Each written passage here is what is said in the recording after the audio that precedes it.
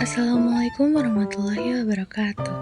Halo semuanya, perkenalkan nama saya Putri Ayla Sayyita dengan NIM 2530106035 akan membahas mengenai 3 aturan dasar yang mengatur hampir semua pergerakan di dunia kita, dari bola yang menggelinding hingga roket yang terbang. Aturan ini disebut juga dengan 3 hukum gerak Newton yang merupakan fondasi dari ilmu fisika klasik. Tujuannya adalah agar kita semua bisa memahami mengapa benda bergerak, mengapa benda berhenti, dan bagaimana benda-benda berinteraksi. Selamat nonton semuanya! Lanjut, kita akan mulai ke materi. Pertama, di sini ada Sir Isaac Newton, seorang ilmuwan jenius dari Inggris yang hidup di abad ke-17. Beliau juga merangkum semua pengamatannya tentang gerak dalam sebuah buku terkenal berjudul Principia Mathematica. Inti dari semua hukum ini sangat sederhana. Mereka menjelaskan hubungan antara gaya yang Anda berikan pada suatu benda dan bagaimana sih benda itu bergerak. Hukum ini juga sangat penting karena masih digunakan setiap hari oleh insinyur, perancang mobil, dan bahkan ilmuwan yang meluncurkan satelit ke luar angkasa.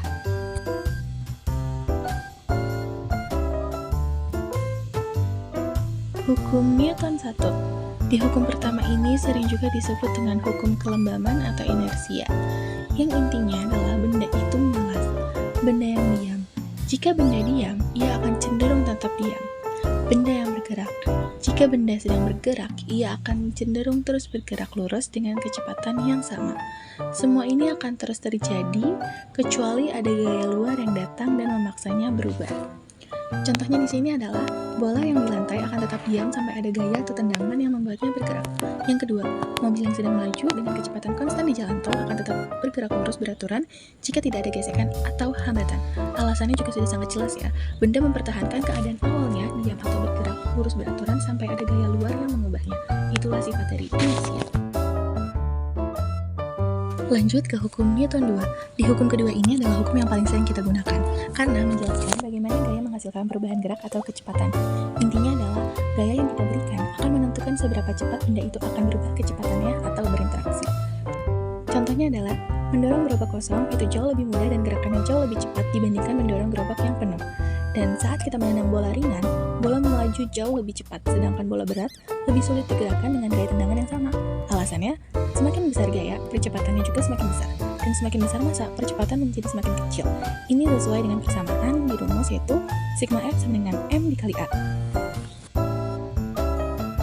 Terakhir ada hukum Newton 3. Hukum ketiga ini sering disebut dengan hukum aksi dan reaksi.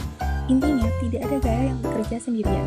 Setiap kali kita memberikan gaya atau aksi, benda lain akan membalasnya dengan gaya yang sama, kuat, namun arahnya berlawanan atau reaksi.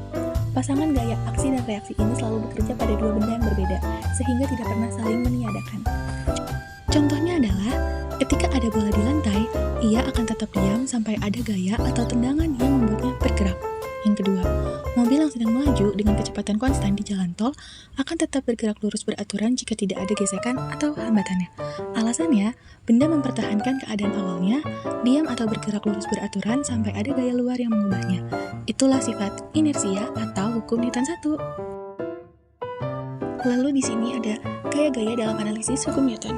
Yang kita bahas di sini adalah contoh-contohnya. Seperti di gaya berat, selalu ada gaya tarik bumi. Benda akan selalu ditarik ke bawah atau ke pusat bumi. Yang kedua ada gaya normal.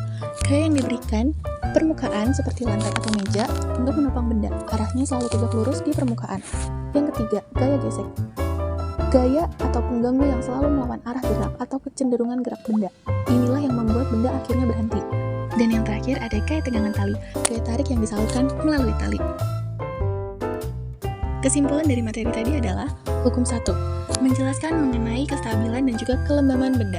Hukum 2, menjelaskan perubahan gerak dan peran massa di dalamnya. Hukum ketiga, menjelaskan interaksi antar benda. Prinsip-prinsip ini memungkinkan kita membangun jembatan yang kuat, merancang sistem pengereman mobil yang aman, dan memaksimalkan performa atlet. Misalnya pelari menjejak tanah lebih keras untuk mendapatkan dorongan reaksi yang lebih besar dalam olahraga. Itu tadi penjelasan singkat mengenai 3 hukum gerak Newton.